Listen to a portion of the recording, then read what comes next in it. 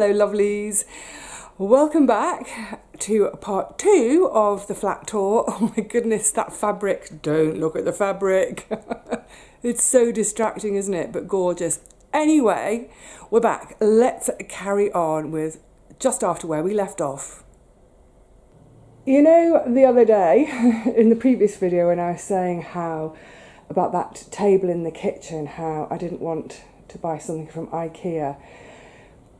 You know, I don't have anything particularly against IKEA per se, but I just love my older stuff, my junk stuff, my flea market stuff. It just feels like it's got much more of a story and a bit more character to it. And that's pretty much everything in my flat. Oh, what I didn't mention, yeah, graphic art. I absolutely love graphic art. I'm particularly fond of this poster, Les Vacances de Monsieur Hulot. This poster, oh, I got it, not dead cheap, but I picked it up in a flea market in Paris. It's the flea market, which one is it? Marché des Pics, is it? I think. Yeah, I managed to get it all the way home in one piece. Love it. So yeah, I do enjoy my graphic art. I was looking at some recently that's still rolled up in a tube, because I don't have a lot of wall space here because it's a mansard roof, the slopey ceilings, but I've got a beautiful one from, is it Nash Textiles from the V&A? Oh, beautiful. That's for another day. So carrying on around the room, my lovely old beat up Lloyd loom. This chair I have had for, oh gosh, 30 years. About 30 years, yeah. It's been in every flat I've lived in London. I picked it up from a junk shop, sort of Fulham, Chelsea borders. I can't believe I managed to get it for £5. You wouldn't get that these days. Not just because, you know, prices have gone up, but it was the most disgusting baby diarrhea green colour. So I just painted it. It could probably do with a bit more, probably do with another coat at some point. And of course, cushions. All the cushions in the flat are made by me, pretty much. This one I even bothered to pipe. I love this little toile de joie.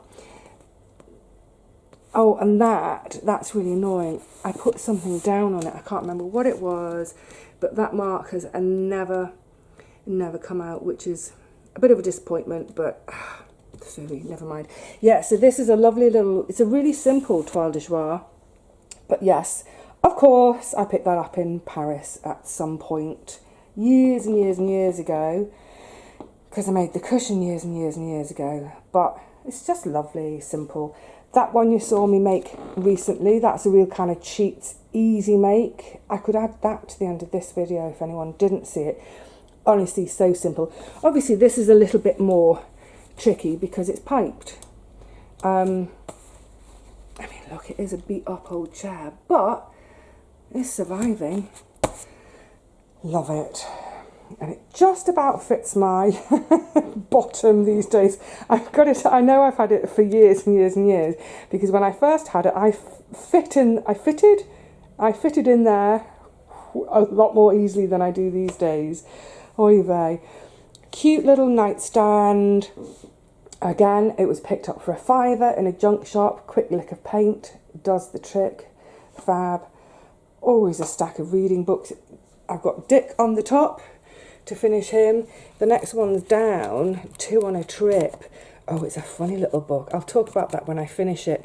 But that has been my waiting room book because after being in hospital at the end of Jan, beginning of Feb, I was backwards and forwards for so many appointments and scans and what have you that became my waiting room book. Yay! Oh, and my bed. It's a big old thing, isn't it? Gorgeous. This bed was another bargain. It's kind of mid-late 30s, mahogany, and again, mahogany is so out of fashion, isn't it? But it's got an iron frame, so it's really solid. The wood, the mahogany is solid, and it's just a really pretty shape because Can you see the end? It's just got a very slight bow to it. Very simple little feet. They're on bits of old carpet so they don't scratch the floor. I never did get coasters, cups for them. But yeah, it's very, I mean, it's very simple, but I just think it's so pretty. So again, the mahogany, I had it mahogany for years, but yeah, I found it a bit oppressive, so painted it in this colour, antique white. This is just a very slightly off-white. If I'd done it white, it would have looked stark and it would have almost looked new and, yeah, yuck. So, yeah, did I say how much I bought it for? I don't know if I did. It cost me the grand sum of £25. That's amazing, isn't it? Obviously, it didn't have the mattress or the box. There's a small box frame under the mattress, which is why it's so high. But yeah, 25 quid. That was when I was living in Manchester in 1990, when I just first left university. And obviously, I brought it to London with me. Now, it looks a bit flat at the moment, doesn't it? It doesn't look like there's much going on. That's because it's summer, so there's literally a sheet. Then this, what are these blankets called? Not waffle. I can't remember. There's a name for these blankets with the open weave. It's just cotton. Again, I've had it for years. This was a really good investment. It wasn't cheap. I did buy the blanket new, but it's bugging me now. I can't remember the name of this style of blanket. But yeah, so it's just a sheet and a blanket. And this isn't a blanket for the bed. This is normally on the sofa to go over my knees in the winter or around my shoulders. But the weather has been so crazy. So normally in the summer, it's just a sheet. That's it. But I've been having the windows wide all night. It's lovely. And there are a couple of nights I was like, ooh, I think I could do with an extra layer. Not the duvet. A blanket would be enough. Maybe I need another one. So, you know, these all get rolled off or rolled over. Start with the sheet. If it's not enough, add the blanket. This crochet blanket, folk were asking. Someone was asking for a close-up. I can't remember what your name was, sorry. It's all crochet. I don't know how many different stitches there are in it. 1 stitch, 2, 3, 4. I love this stitch. So what I love is, I love all the different, oh, that's a pretty one as well, isn't it? Oh, that's a different stitch too. Oh, that's a different stitch too. I've never properly looked at all the stitches. Are they all different? Oh, clever girl. So this beautiful crochet was my 50th birthday present from my cousin Naomi. You've heard me talk about Naomi before. She is the one who does the fused glass and the stained glass. So that beautiful fused glass toadstool you see in my shed, she made. But I can't remember whether she asked me before she made it about colours. Because if she didn't, she got my colours absolutely perfectly. This to me it's the sea, but it's also heather and the moorlands. Oh, it's beautiful. My favourite colours. So yeah, as I said, it normally sits over on the sofa. But yeah, the weather's been weird. Now, the other day, or the other video, what I was saying about storage, crikey. So this is all packaging for the shop. That is some stock. So if I'd bought this property, I've got to move away from the window, it's too bright. And I bought this property knowing that I was going to have all these different businesses. What I might have done would be to actually build some storage in under the eaves, just to get it a bit tidy and a bit neater. But you know what? The thing is, it's kind of remarkable in a way that it isn't the biggest home on the planet, but I do manage to fit everything in, so it's fine. Oh, my lovely little window perching area. you saw I put that up. It doesn't stay all the time. It's just sort of when I'm filming, a bit of privacy. But yes, many happy hours. I was actually sitting there last night at 3 o'clock in the morning watching the first rain coming with the biggest, stupidest, cheesiest grin on my face. I think I was actually clapping. Never mind clapping the carers, I was clapping the rain clouds. My poor old sofa has had it. Oh my goodness, this was...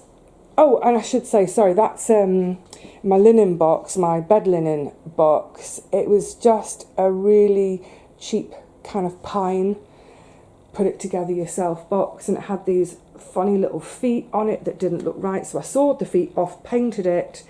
It's very scuffed. You can see along the bottom one, it's very scuffed there. That's where, whenever anyone, including me, comes into the flat, the first thing they do is walk over here to look out of the window because the views are great, and bump their toes into it. Yeah, my poor old sofa, crikey. This sofa is over 20 years old. It was second-hand when I got it. It's on its last legs. On these two cushions, the cushions you actually sit on, I don't know if you can make out, that is slightly different to that. That's because wrapped around these two cushions is a tablecloth because they've completely shredded and fallen apart. But yeah, like I was saying, it's... Oh, I've got cramp in my finger. It's all about comfort. So I've got my light there for reading, for working by, whatever it is. A lot of time spent on this sofa, not out of laziness, but, you know, podding and processing lavender and, yeah, all sorts of things.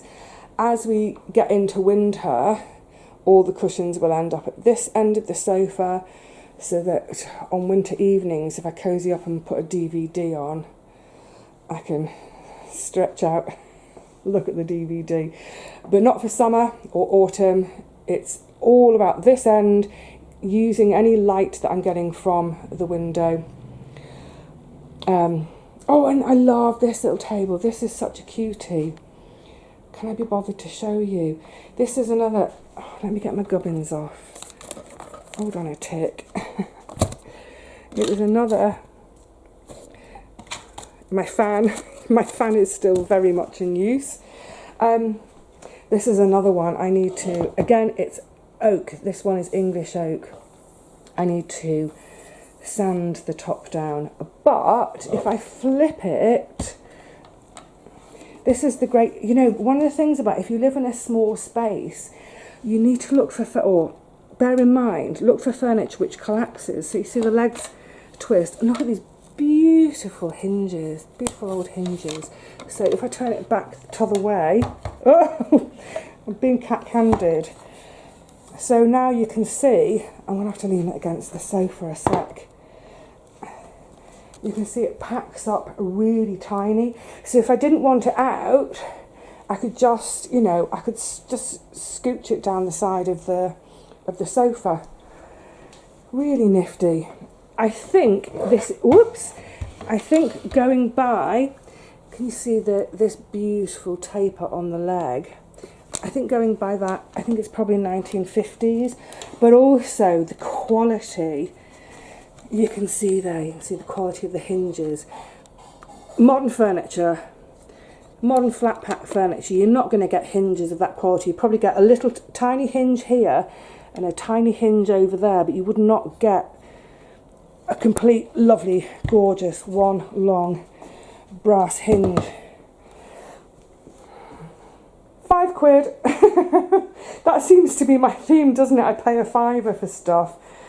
What a treat. Oh, wow, we're here, the rug. Oh, this beautiful, beautiful rug. This has got a story to it. I'm going to just swing a chair around to sit down to tell you. Oh, ow, ow, ow, ow. My dad's mum, my grandma, she wasn't a particularly nice woman, bless her. But anyway, she died, and she left my sister and I, she left us 500 quid each. And I bought this rug with it. But this rug was priced at a lot more. Let me just show you. See, oh, it's stunning. Now, the maker of this rug, they are in Pergamon in Turkey. Beautiful. But they supply Liberty. I didn't quite believe them when I was there and they mentioned Liberty. When I got back to London, I raced straight off to Liberty, and sure enough, the same place makes the same place that made this supply Liberty. At Liberty, it was £5,000. Oh my goodness, it's beautiful wool, obviously. Oh, I did hoover. Yeah, I went to, I was staying in Greece. I was staying in Mytilene, or some of you may know it better as Lesbos. And it's very close to Turkey, so I took the ferry one day and went over to Turkey. I wanted to go and see rugs being made, went to this place, absolutely fell in love with this one, looked at the price tag, walked away.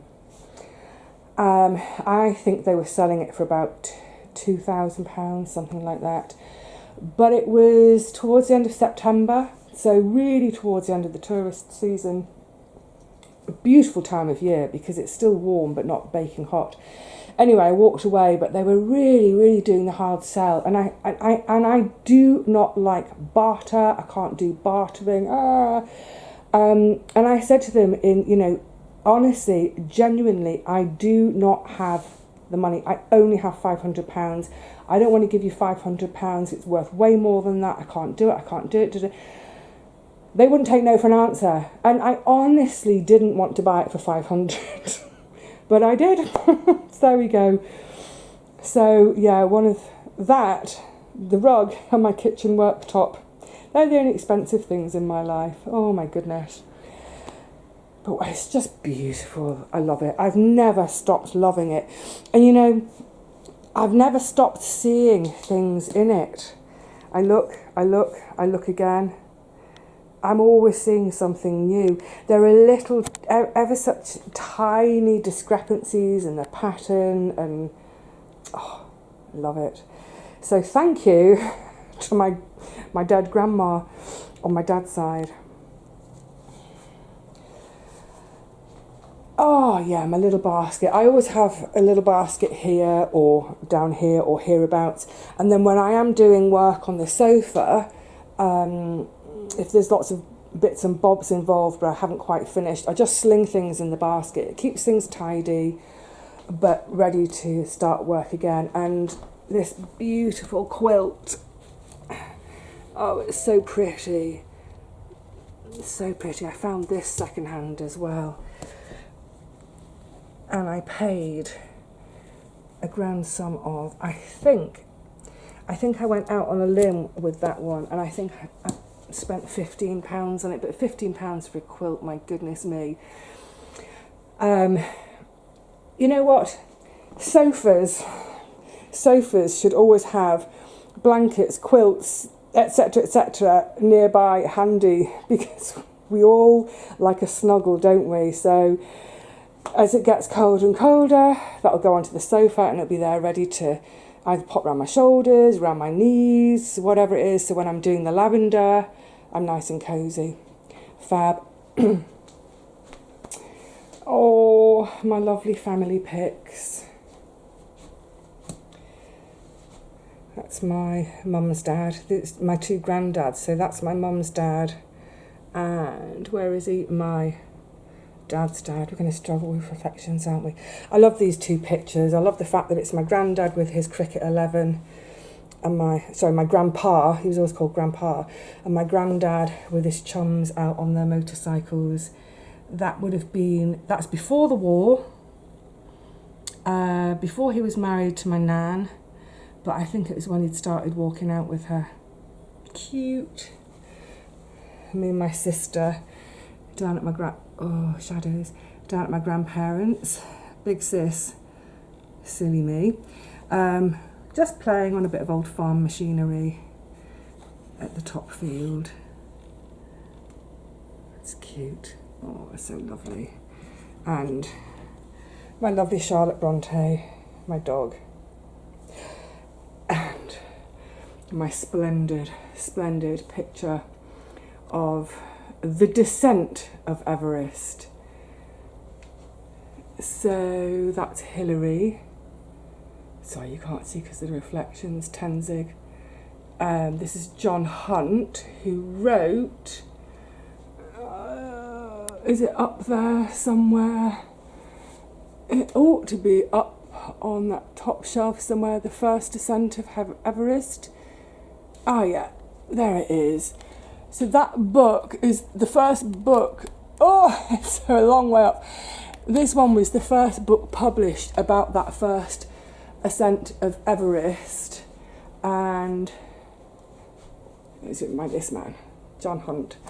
His shredded salopettes, and it's amazing. Oh, it's really hard to see, isn't it? I'm sorry, but it's crazy to think of the clothing that they went up there in, and ropes made from rope, as in not strong nylon ropes. My goodness me. Ah, that leads us on to the books, doesn't it? Oh, actually no. First of all, this little chair, my thoughts on chair.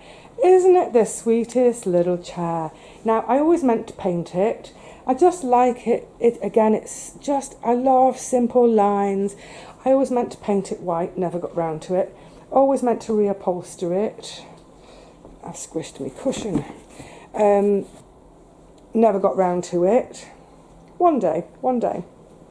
But this chair I found in the street, not near where I live.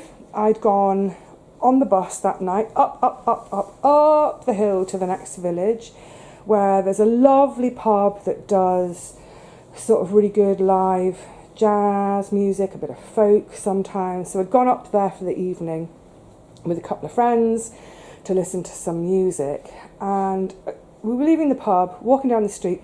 This chair's just sitting in the street, and I thought, it's got nice lines, nice shape, it's really sturdy. I whacked it a few times to make sure there were no rats in it. I thought, I'm having it. That's brilliant. So, walking with my chair, get to the bus stop, because it's a couple of miles away. We weren't drunk, but we were merry, let's put it that way. So a bus comes along, it must have been about 1 o'clock in the morning. The bus is full of merry people.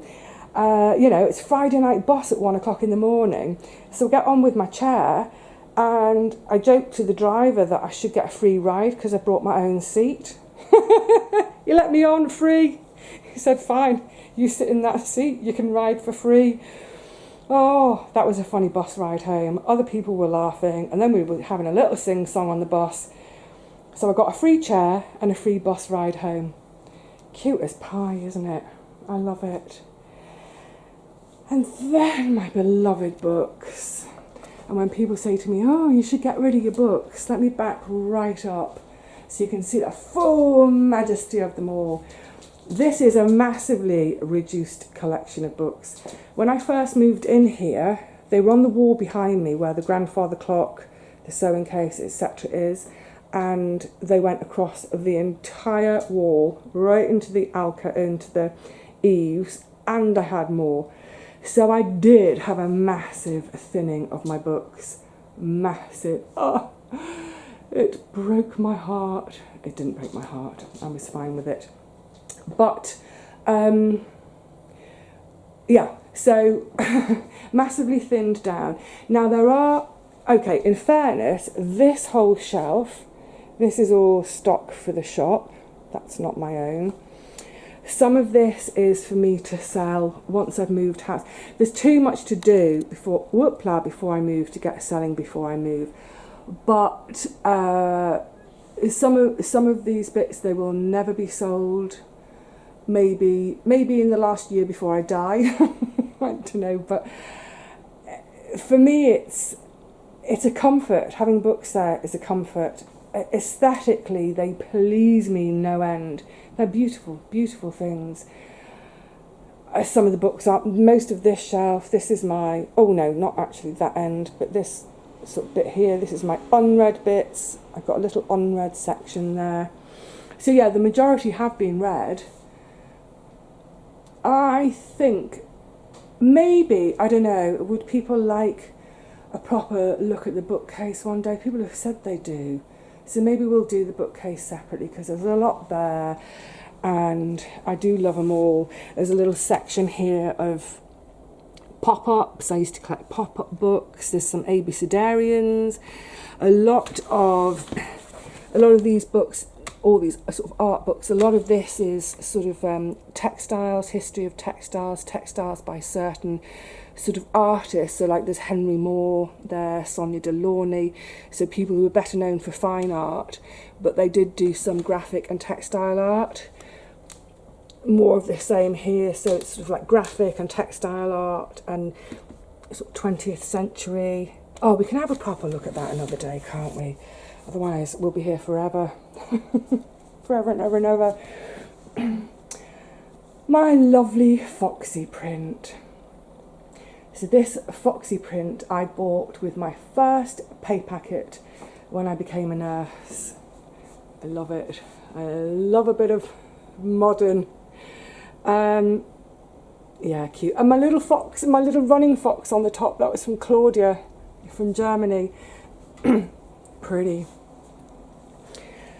My bureau, it's the only drawers I have in the whole house. It's not funny. I've got no kitchen drawers, I've got no drawers in the wardrobe. Excuse me, I might need to stop and have some water.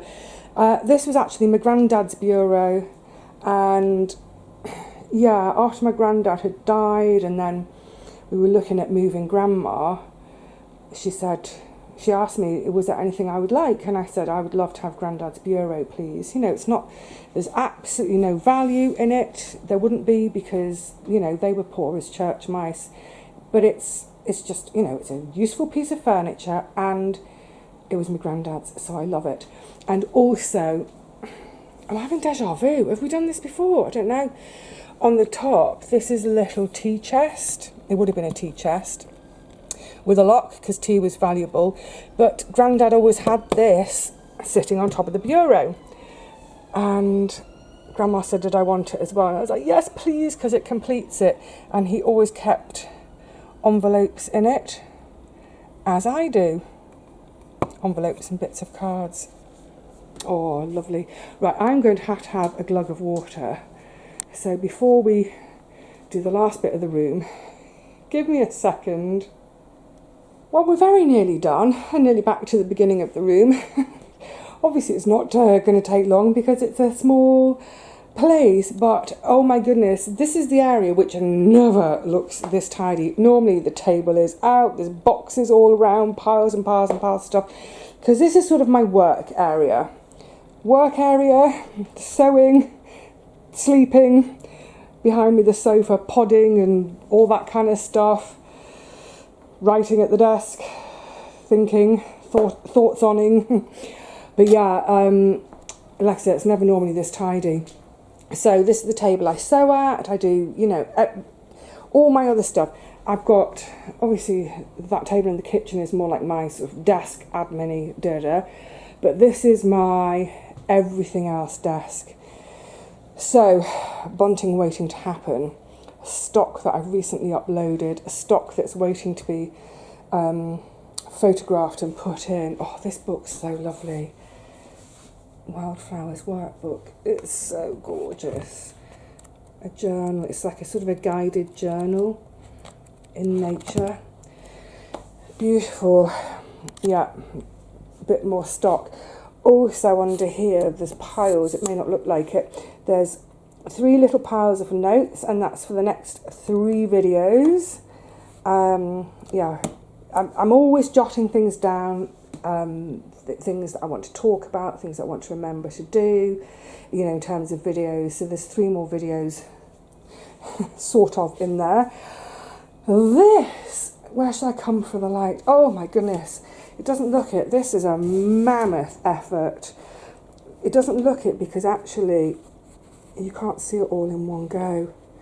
Remember that Liberty I was showing the other day in the other video? Masses and masses and masses of squares cut. Oh, I'm down to the very last of, I love that fabric with the bicycles. Just masses. There's loads more under there. Oh, that's a beautiful one, isn't it? Masses and masses, and this is all me getting ready. More underneath to do lavender bags, because I think I mentioned it in a previous video. I'm going to try to, oh, we've gone out of focus again. Yeah, get the harvest processed more promptly. Sorry, we've gone proper fuzzy. Let's see if it can refocus. I want to get it processed more quickly. I want to get the bags all sewn more quickly, and hopefully, oh, I'll see if I can get them into the shop before Christmas. I adore that one as well. Lovely, lovely, lovely. It's all, you know, it's all my usual sort of vintage vibe, bit of Liberty, bit of all sorts. And then underneath, oh my goodness, there's so much work underneath here. It's not going to look it, but this is the beginnings of the work I'm preparing, just the very beginnings of it for the scrap packs, the vintage linens, slow sew, junk journal scrap packs. Oh, let's pop that back. So it doesn't look it, but that on there, that probably represents about 3 months work. Oh my goodness. So yeah, obviously it's a good thing that the garden, where are we? End of August. By the end of October, the garden will be done, harvested, tucked up, and then I can get stuck into all of this. My goodness. And then I can get stuck into all of that. Oh, it never ends. I love it though. I love this whole, you know, as the season changes, it's all been garden, and now I'm going to be all sort of sewing and junk journaling and what have you, and the light will start to go. More time will be spent with my backside on there sewing, and that's the other thing, is all the hand sewing. So with the lavender bags, they're all hand finished, so that's why the sofa gets such hammering. And as we go into this winter, I've got my candles ready just in case there's a power cut. I do actually have, I'm joking aside, I do have a stash of candles. I wouldn't read books by candlelight. I don't think that would do my eyes any good, and I don't think I'd do any sewing by candlelight. But at least I wouldn't be completely in the dark if that were to happen. So, my lovely friends, let's sit down in the thoughts chair. That's been quite a long, rambly one, hasn't it? Oh my goodness, my knees. But I hope that has now satisfied everybody's curiosity about having a nosy around my home. Like I said, it's not a huge home, but it's perfectly adequate for me. Oh, my lovely rug. It is perfectly adequate for me, and just about adequate for all the different jobs, all the different aspects of my life. It does just about work. Now, talking of work, I'm going to say cheerio to all of you and make a start in some of this, I think. So, until the next time, I shall bid you all a very fond farewell. Look after yourselves. If you are still thinking about decluttering and doing all that kind of stuff, get on with it. Do it. Free up some space. Get yourself organised. Oops, sorry. I mean, it's probably obvious, isn't it? I am quite organised. But yeah, get yourself organised. Get some stuff sold. Start thinking about how you can, get ready for winter and get a bit cosy. If you've got blankets that have been stored for ages, get them out, give them a shake out, check they haven't been damaged by moths. Yeah, get yourself ready, as I am over here with my quilt. Get yourself ready for some cosy winter time.